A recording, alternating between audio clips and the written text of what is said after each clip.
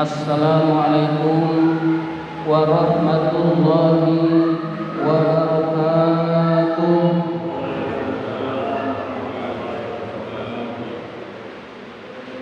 Alhamdulillahi rabbil alamin wa bihi nasta'in ala umurid dunya waddin.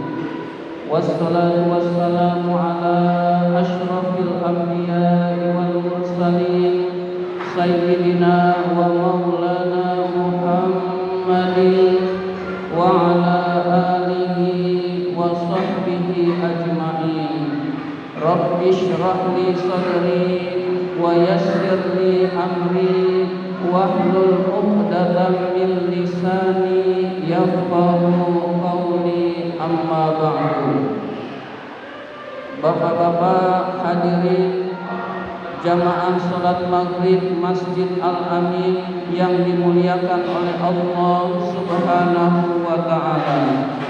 Pertama dan yang paling utama, puji syukur marilah senantiasa kita panjatkan kehadirat Allah Subhanahu wa ta'ala yang tidak henti-hentinya memberikan nikmat-nikmatnya kepada kita semua, antara lain nikmat iman, nikmat Islam, nikmat kesehatan, dan nikmat panjang umur, sehingga kita dapat menjalankan perintahnya, yaitu sholat maghrib berjamaah dan dilanjutkan dengan menuntut ilmu di jalan Allah. Salawat dan salam semoga Allah limpahkan pada junjungan kita baginda Nabi besar Muhammad sallallahu alaihi wasallam beserta para keluarganya, para sahabatnya, dan kepada kita sebagai pengikut ajarannya. Seperti biasa, marilah kita awali taklim kita dengan bersama-sama membaca surat Al-Fatihah ila hadratin Nabi Mustafa Rasulullah sallallahu alaihi wasallam wa ila muallifi hadzal kitab Asy-Syaikh Al-Imam Barakatil Anam Abdullah Ba'lawi Al-Haddad rahimahullah, nafa'anallahu bihi wa bi 'ulumihi fid dharain amin. Al-Fatihah. A'udzu billahi minasy syaithanir rajim. Bismillahirrahmanirrahim. Alhamdulillahi rabbil alamin. Ar-Rahmanir Rahim. Maliki yaumiddin. Iyyaka na'budu wa iyyaka nasta'in. Ihdinas siratal mustaqim. Siratal ladzina an'amta 'alaihim ghairil maghdubi 'alaihim waladdallin. Amin. Dan marilah kita lanjutkan dengan bersolawat kepada Rasulullah sallallahu alaihi wasallam. Mudah-mudahan kita mendapatkan syafaat pada hari kiamat, dan mudah-mudahan majlis taklim kita ini senantiasa diberkahi oleh Allah Subhanahu wa ta'ala. Ya Rabbi bil Mustafa balligh maqasidana waghfir lana ma madha ya wasi'al karami.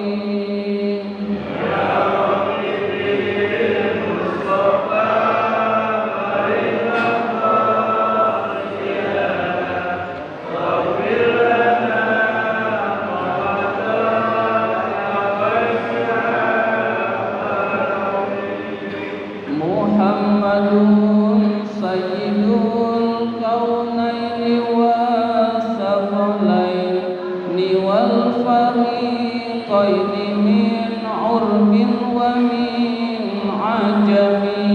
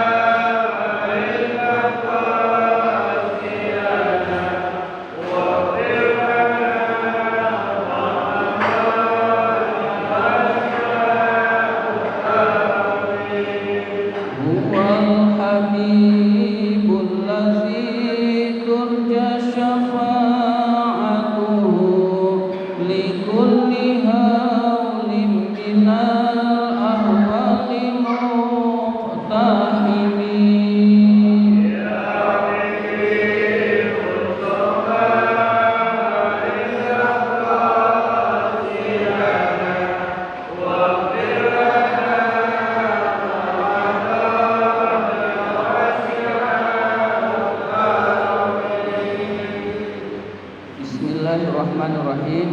Marilah kita lanjutkan pembahasan kitab An-Nasaihud Diniyah ini. Sekarang halaman 51, baris kedua dari bawah.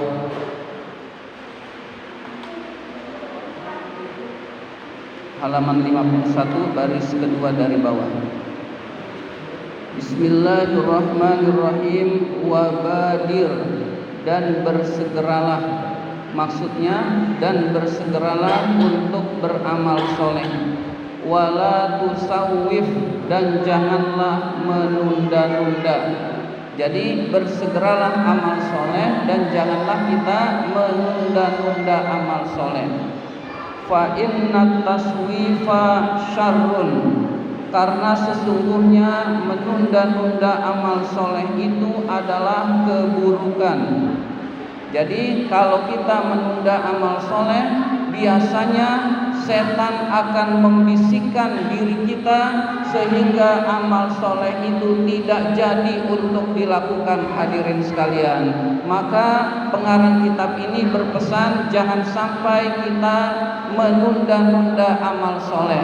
Jika kita punya suatu niat untuk melakukan kebaikan, maka lakukanlah sekarang, atau begitu sempat lakukan secepatnya. Jangan kita tunda-tunda, sebab kalau kita tunda maka setan akan membisikkan hati kita. Setelah setan membisikkan hati kita, biasanya tidak jadi amal soleh itu dilakukan dan kita menjadi orang yang rugi. Di antaranya misalkan sedekah. Kita habis gajiannya 2 juta, lalu kita berniat bersedekah 200.000, 10%. Misalkan kita niat bersedekah 10%, yaitu 200.000, lalu kita tunda besok, hadirin sekalian. Biasanya setan membisikkan, sayang 200.000 kegedean, mendingan 100.000 aja. Akhirnya kita membenarkan bisikan tersebut, hadirin sekalian. Bisikan tersebut kita benarkan. Lalu, oh iya sayang ya, gede banget 200.000. Akhirnya 100.000. Sebelum 100.000 itu masih ditunda lagi, hadirin sekalian. Dibisikkan lagi oleh setan, 100.000 itu banyak, kebutuhan banyak, sehingga menjadi sedikit, hadirin sekalian. Sehingga kita bisa bersedekah 50.000 atau 10.000, atau bahkan kita tidak jadi bersedekah lantaran kita menunda-nunda amal, hadirin sekalian.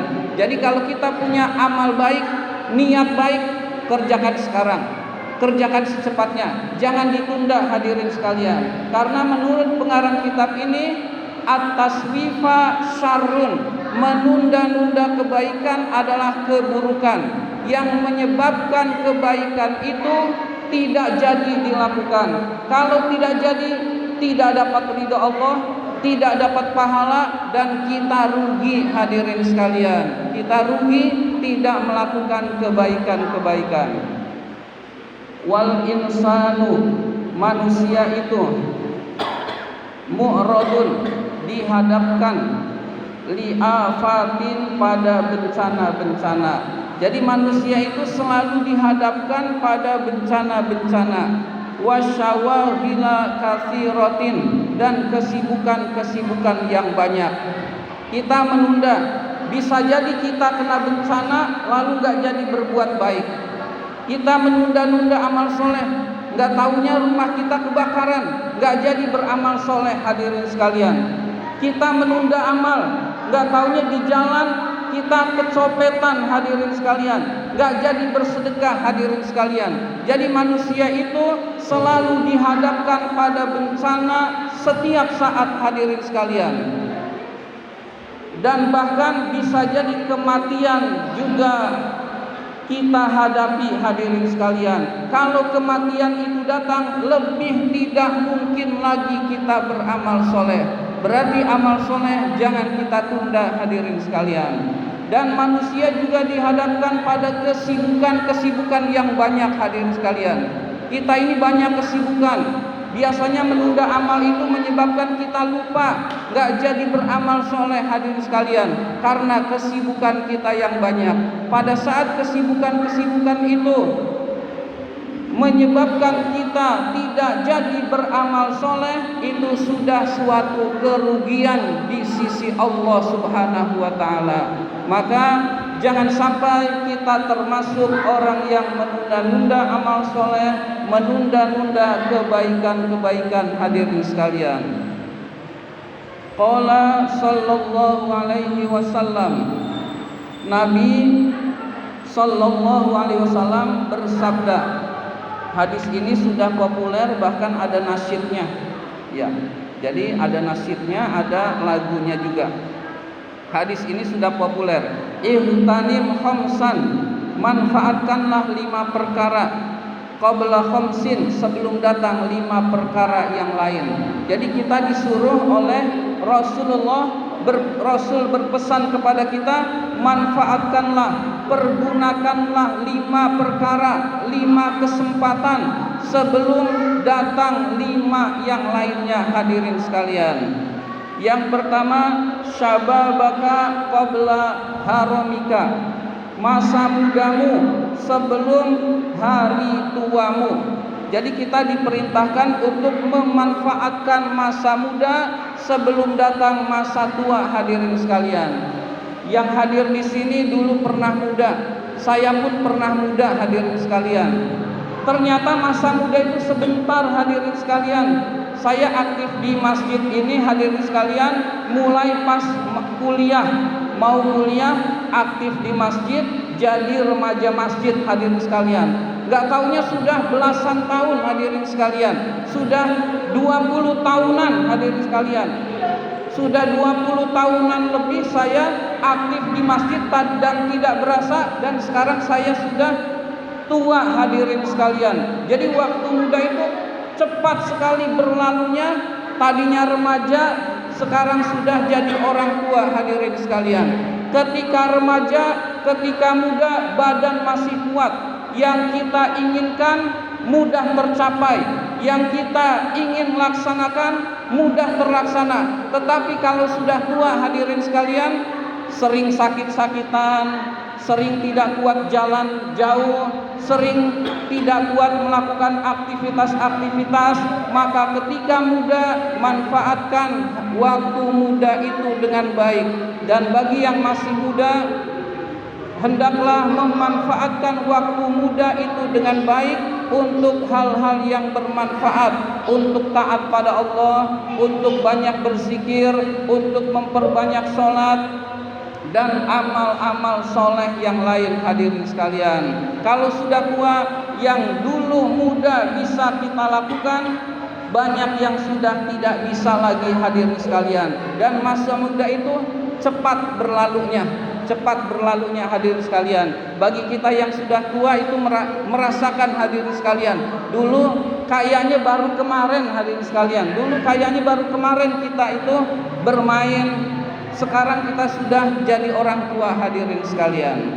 Maka Nabi berpesan, waktu muda manfaatkan sebelum hari tua. Wasihhataka qabla saqamika, sehatmu sebelum datang sakitmu. Jadi waktu sehat kita bisa melakukan aktivitas-aktivitas apapun. Namun ketika sakit kita tidak bisa melakukan aktivitas dan kita hanya bisa berbaring di tempat tidur hadirin sekalian. Nah, ketika kita sehat, insya Allah pada saat ini kita dalam keadaan sehat hadirin sekalian. Gunakan kesehatan kita untuk kebaikan. Gunakan kesehatan kita untuk taat pada Allah.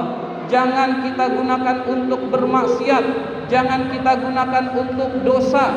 Jangan kita gunakan untuk hura-hura hadirin sekalian, yang menyebabkan murka Allah. Sehingga kalau Allah itu murka, apapun bisa dilakukan oleh Allah. Mau dikasih sakit, kita mau dikasih sakit gampang, kita mau dikasih melarat gampang bagi Allah, kita mau dikasih celaka gampang hadirin sekalian. Maka jangan sampai waktu sehat kita gunakan untuk yang dilarang oleh Allah hadirin sekalian. wa farahuka qabla syughlika. Waktu luangmu sebelum waktu sibukmu. Kalau kita punya waktu luang, gunakan dengan hal-hal yang bermanfaat, gunakan hal-hal yang diridhoi oleh Allah, dan jangan kita gunakan untuk bermaksiat kepada Allah. Kalau kita punya waktu luang, berarti Allah memberikan kesempatan pada kita biar nambah amal soleh, biar nambah pahala. Kalau kita sedang sibuk, hadirin sekalian, mau sholat buru-buru nggak sempat, mau ini nggak sempat, mau itu nggak sempat, karena kita dalam kondisi sibuk, hadirin sekalian. Wa ghinaka qabla fakrika. Kayamu, masa kayamu sebelum fakirmu, sebelum miskinmu. Jadi kita gunakan kekayaan kita untuk penunjang taat pada Allah Subhanahu wa taala. Kita punya uang, sebagian kita bersedekah, sebagian kita infak, sebagian kita gunakan untuk menolong orang lain. Yang pada saat kita fakir, pada saat kita miskin, kita tidak bisa berbuat hal itu, hadirin sekalian. Dan roda kehidupan itu berputar. Enggak selamanya kita kaya, hadirin sekalian. Kadang-kadang kita banyak duit, kadang-kadang kita tidak punya uang, hadirin sekalian. Kadang-kadang kita kaya, kadang-kadang kita miskin, itu semua Allah yang ngatur. Maka ketika kita kaya, bisa berinfak, bisa bersedekah, kita pergunakan sebagian kekayaan kita itu untuk kebaikan-kebaikan dan yang diridhoi oleh Allah Subhanahu wa taala. Jangan waktu kaya kita lupa, hadirin sekalian, isinya hura-hura, isinya poya-poya, isinya kelalaian pada Allah. Waktu miskin baru berpikir, saya mau sedekah, saya mau infak, saya mau nyumbang masjid. Giliran miskin nyumbang, berpikir infak, hadirin sekalian. Maka manfaatkanlah waktu kaya kita sebelum datang waktu miskin kita, hadirin sekalian. Yang terakhir, yang kelima, wahayataka qabla mautika. Nah, ini yang paling penting dari semua ini, hadirin sekalian. Masa hidupmu sebelum kematianmu, sebelum matimu. Jadi kalau kita diberi kesempatan oleh Allah Subhanahu wa taala masih hidup di dunia, itu berarti Allah masih sayang kepada kita. Allah masih ingin kita bertobat kepadanya. Allah masih ingin kita memperbaiki diri. Allah ingin kita menambah-nambah amal soleh dan menjauhi perbuatan-perbuatan dosa, agar kita bertemu kepada Allah dengan hati yang selamat, dengan hati yang bersih, dalam keadaan husnul khotimah, hadirin sekalian. Kehidupan ini bukan jatah gratis, hadirin sekalian. Nanti akan ada pertanggungjawabannya.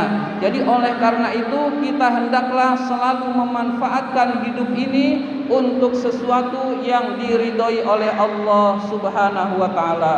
Kalau kita sakit, kita masih hidup, masih bisa beramal soleh, hadirin sekalian. Kita masih bersabar. Nah, sabar jadi pahala, hadirin sekalian. Kita sabar, kita ridho, ikhlas terhadap ketentuan Allah, pahalanya besar di sisi Allah Subhanahu wa taala. Ketika kita sakit, ketika kita miskin, kita bisa banyak berzikir kepada Allah.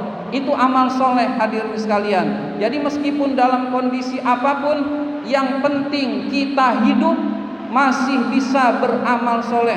Tapi kalau sudah kematian, hadirin sekalian, sudah nggak bisa beramal soleh lagi, hadirin sekalian. Maka manfaatkanlah waktu hidup ini untuk selalu banyak beramal soleh, karena Allah masih sayang kepada kita, hadirin sekalian. Wa qala alaihi salatu wassalam, Nabi alaihi salatu wassalam bersabda, badiru, bersegeralah, bil a'malis solihati, untuk selalu beramal soleh, qabla an tushghalu, sebelum kamu sibuk. Jadi Nabi berpesan, segeralah amal soleh. Kita punya niat amal soleh, segera lakukan hadirin sekalian. Jangan kita menunda-nunda hadirin sekalian sebelum kita sibuk.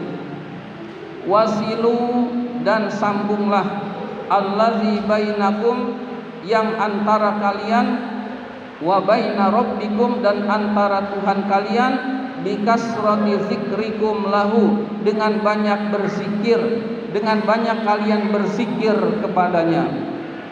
Jadi kita diperintahkan oleh Rasul untuk menyambung hubungan antara kita dengan Allah. Kata Nabi, bikasrati zikrikum lahu, dengan kamu banyak berzikir kepadanya. Jadi kita banyak berzikir kepada Allah Subhanahu wa taala adalah kita sedang menyambung hubungan kita dengan Allah Subhanahu wa taala. Orang yang banyak berzikir tandanya dekat dengan Allah. Orang yang jauh dari berzikir, selalu lalai, dia tandanya jauh dari Allah Subhanahu wa taala. Dan zikir itu keistimewaan tersendiri, amalan yang bisa dilakukan kapan saja hadirin sekalian. Tidak harus di masjid, di rumah bisa berzikir, sambil jalan bisa berzikir, di masjid lebih bisa lagi kita berzikir kepada Allah Subhanahu wa taala. Jadi dengan kita banyak berzikir kepada Allah, maka itulah kedekatan kita kepada Allah, menunjukkan hubungan kita dekat dengan Allah Subhanahu wa taala. Orang yang banyak lalainya, orang yang banyak hura-huranya, orang yang banyak melakukan kesia-siaan sampai zikir saja enggak sempat hadirin sekalian, tandanya orang itu jauh dari Allah. Zikir itu amalan yang ringan dan modalnya ringan hadirin sekalian. Jadi amalannya ringan, modalnya juga ringan hadirin sekalian. Beda dengan ibadah haji. Ibadah haji itu fisiknya harus kuat, duitnya harus banyak hadirin sekalian, modalnya besar, tenaga yang dibutuhkan besar hadirin sekalian. Tapi berzikir adalah hal yang mudah hadirin sekalian. Maka orang yang meninggalkan yang ringan saja gak mampu, apalagi yang besar hadirin sekalian. Maka hendaklah kita banyak berzikir kepada Allah Subhanahu wa taala, yang menyebabkan kita dekat dengan Allah Subhanahu wa taala. Wa qala alaihi salam, Nabi alaihi salam bersabda, nikmatani, ada dua nikmat, maghbunun, yang tertipu, fihima, dalam dua nikmat itu, katsirun minan nasi, kebanyakan manusia. Jadi ada dua nikmat yang banyak manusia itu tertipu dari dua nikmat tersebut hadirin sekalian. As-sihhatu, kesehatan, wal faraghu, dan waktu luang. Jadi ada dua nikmat dari Allah Subhanahu wa taala yang kita anggap biasa hadirin sekalian. Kita sering tertipu. Tertipu berarti dalam arti tidak menggunakan dua nikmat itu dengan sebaik-baiknya. Itu namanya tertipu hadirin sekalian. Dua nikmat itu adalah kesehatan dan waktu luang hadirin sekalian. Kesehatan itu sangat berharga hadirin sekalian. Kalau kita ke rumah sakit, sekarang lagi nggak bisa ya. Misalkan lagi kondisi normal kita ke rumah sakit, kita melihat banyak orang-orang yang membeli kesehatan hadirin sekalian. Sekian ratus ribu keluar, sekian ratus ribu keluar, sekian ratus ribu keluar setiap harinya hadirin sekalian, buat membeli kesehatan hadirin sekalian. Termasuk punya BPJS juga pasti ada yang dibayar hadirin sekalian. Jadi untuk membeli kesehatan berapapun itu orang akan membayarnya hadirin sekalian. Dan ternyata kalau kesehatan itu sedang dianugerahkan, kita sering lalai hadirin sekalian. Kita sering lalai, sholat kita lalaikan, perintah-perintah Allah kadang-kadang kita lalaikan, bahkan larangan-larangan Allah kita kerjakan, padahal kesehatan itu adalah anugerah dari Allah yang tidak seharusnya digunakan untuk kedurhakaan kepada Allah. Hadirin sekalian, jadi ketika sehat, gunakan sehat itu untuk hal-hal yang bermanfaat dan untuk hal-hal yang diridhoi oleh Allah Subhanahu wa taala. Dan begitu juga waktu luang, hadirin sekalian. Waktu luang kita gunakan untuk taat. Kondisi saat ini, hadirin sekalian, banyak di antara kita yang punya waktu luang, hadirin sekalian. Dulu kita kerja sibuk, ada yang di PHK karena Covid atau Corona, hadirin sekalian. Ada yang dirumahkan, ada yang dulu bekerja kerjanya setengah dan lain sebagainya. Ada yang dulu di sekolah dia sibuk, sekarang ngajar di rumah. Artinya di rumah kita punya banyak waktu luang, hadirin sekalian. Atau sebagian kita saat ini punya waktu luang. Memang ini musibah dari Allah, hadirin sekalian. Tapi kita pun bisa mengambil yang bermanfaat dari musibah ini. Di antaranya adalah waktu luang. Dulu nggak sempat baca Quran, punya waktu luang, perbanyak baca Quran, hadirin sekalian. Dulu nggak sempat iktikaf di masjid, punya waktu luang, iktikaflah di masjid, hadirin sekalian. Meskipun sebagian masjid juga ada protokol kesehatan, tapi kalau Al-Amin insya Allah terbuka, hadirin sekalian. Kapan aja 24 jam insya Allah bisa iktikaf di masjid, hadirin sekalian. Kita banyak ibadah kepada Allah di waktu-waktu luang kita yang pada saat kita sibuk hal itu tidak bisa dilakukan, hadirin sekalian. Perbanyaklah ibadah untuk mendekatkan diri kita kepada Allah Subhanahu wa taala. Dengan demikian kita tidak termasuk orang-orang yang tertipu, hadirin sekalian.